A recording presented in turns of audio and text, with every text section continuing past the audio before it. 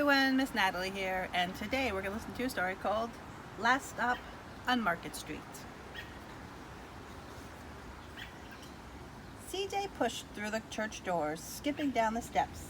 The outside air smelled like freedom, but it also smelled like rain, which freckled CJ's shirt and dipped down his nose.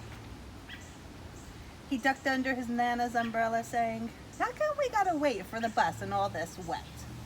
"Trees get thirsty too," his Nana told him. "Don't you see that big one drinking through a straw?"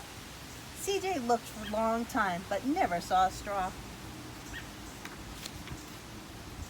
From the bus stop, he watched water pool on flower petals, watched rain patter against the windshield of a nearby car.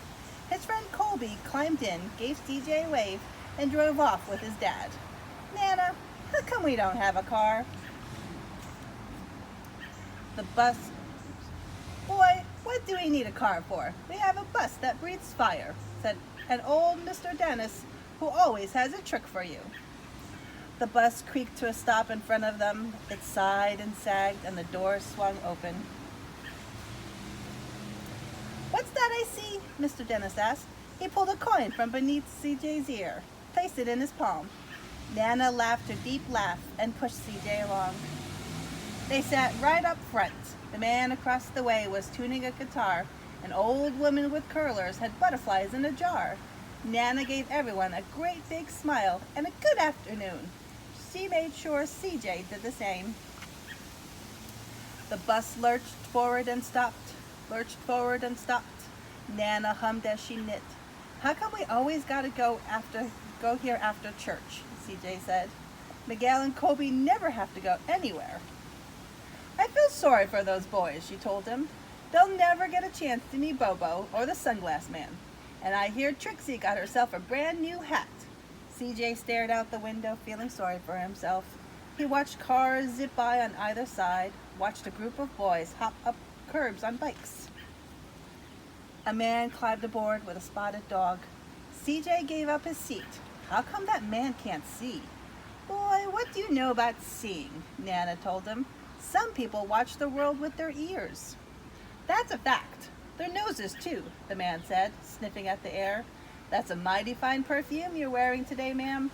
Nana squeezed the man's hand and laughed her deep laugh. Two older boys got on next. CJ watched as they moved on by and stood in back. "Sure wish I had one of those," he said. Nana set down her knitting. "What for? You got the real live thing sitting across from you. Why don't you ask the man if he'll play us a song?" CJ didn't have to. The guitar player was already plucking strings and beginning to sing.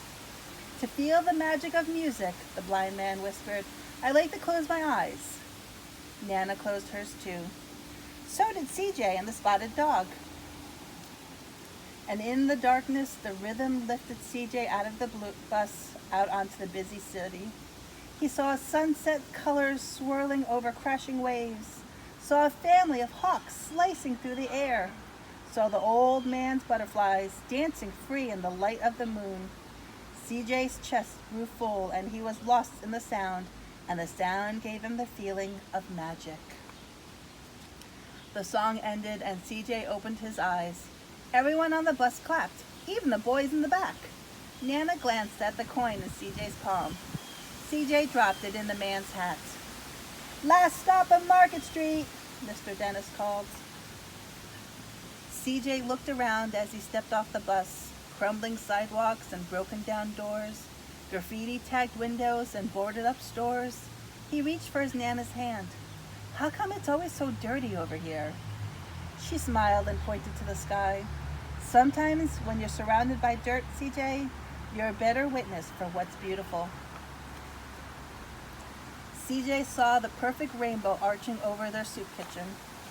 He wondered how his Nana always found beautiful where he never even thought to look.